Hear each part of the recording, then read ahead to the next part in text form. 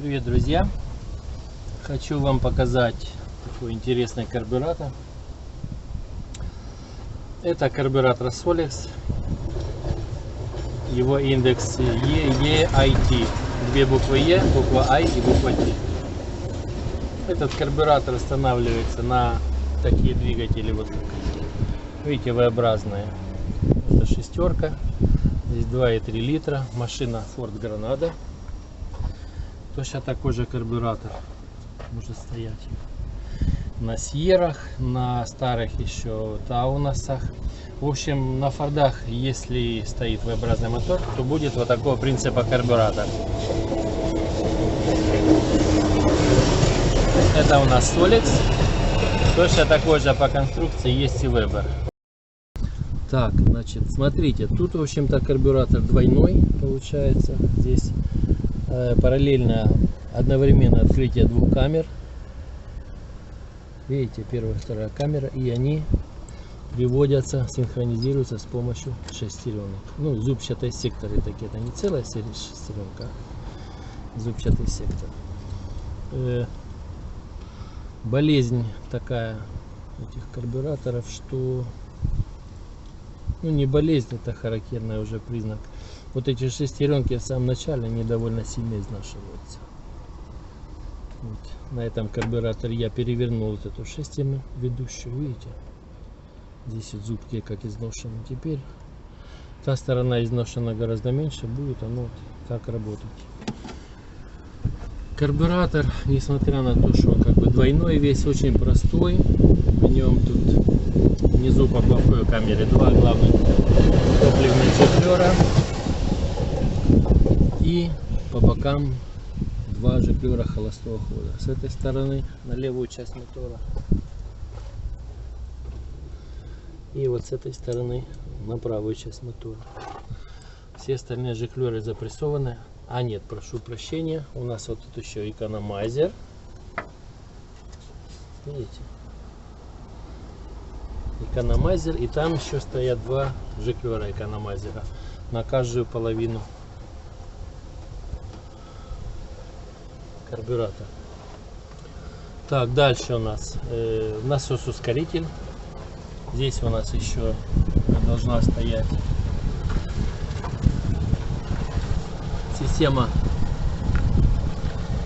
изменения производительности в зависимости от разряжения. Ну, так бы сказать, еще один насос-ускоритель, который работает от вакуума. Здесь его нету. Воздушная заслонка. Пусковая диафрагма. Значит, подсос автоматический. Управляется он биметаллической спиралью. Биметаллическая спираль греется вот этим нагревательным элементом керамическим. И который, как на Фордах, классически приводится, запитывается от генератора. Видите, вот эта вот клемма. Там где-то 6-7 вольт, когда работает двигатель. Когда двигатель выключен, напряжение сюда не подается. Здесь еще такая вот хитрая система. Видите, выключатель. Здесь вот у нас два элемента нагревательных, две клеммы. И вот выключатель. В зависимости от температуры включаются один или два элемента, чтобы быстрее или подольше открывалась воздушная заслонка. Так, значит, их бывает очень много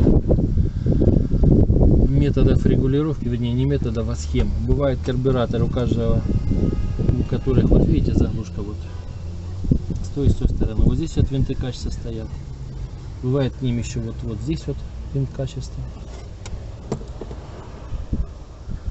Вот в этом отверстии. Не знаю, как можно будет показать или нет. Вот здесь вот отверстие. Вот в нем бывает еще винт качества. Ну, эта машина у нас, вот этот карбюратор самый простой. Здесь винт качества всего один. Вот он.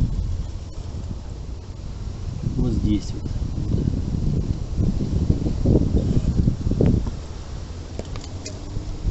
Видно шлицы, да? Видно. Вот это винт количество. И, в общем-то, я бы его еще назвал винтом смеси.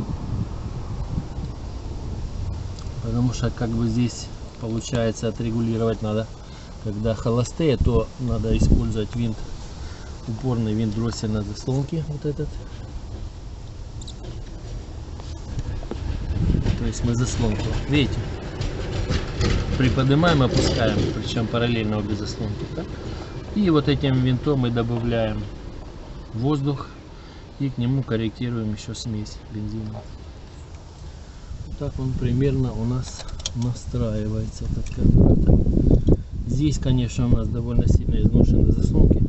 Менять их, к сожалению, нечем. Здесь диаметр заслонок 4 мм, вот именно в этой модели.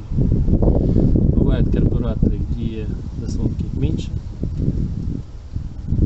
Бывают карбюраторы, где заслонки больше диаметром. Ну, это вот объем 2,3. Встречались мне такие двигатели 2 литра. Вообще шикарная вещь. Тянет он как настоящий шестицилиндровый. При этом расход у него 8-10 литров. Ну, это имеется в виду за городом. То есть такая машина мне с таким двигателем, если 2-литровая шестерка, просто завораживает двигатель. Замечательно. Убить его, ну, это надо постараться. Это эти двигатели, я не знаю, у них вот родословно, наверное, с 50-х, 60-х годов, вот эти вечные двигатели большие, американские. Вот это вот один из них. Ну и к нему карбюратор Solex. Сейчас попробуем завести. У меня сейчас греется паяльник, и мне надо вот эту вот цепочку спаять. Вот сюда выключатель этот, здесь разъем, не хватает клеммы, и подключить. Ну, здесь уже оно поработало у нас. Заслонка воздушная уже практически полностью открылась. Сейчас мы его заведем, да?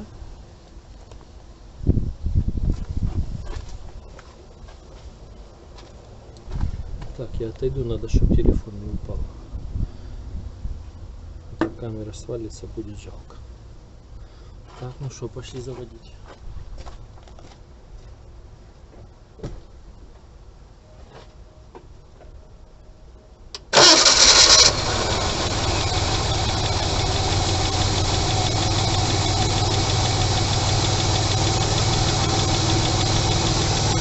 Вот так оно работает, да?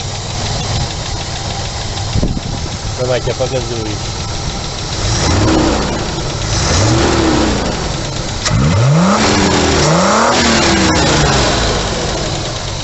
Нравится? Мне тоже. Ну, это V6. Так, не знаю, сейчас мне эту машину надо отдавать. На ней еще кое-что надо сделать. У меня уже ждет следующая машина. Если что-то я не сказал, ну, задавайте вопросы в комментариях.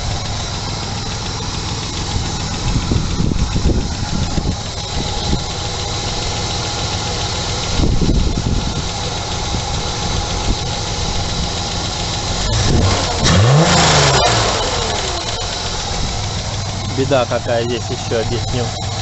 Часто бывает не холостой ход из-за того, что диафрагма это течет. Ну, как на всех Солексах. Ее надо менять.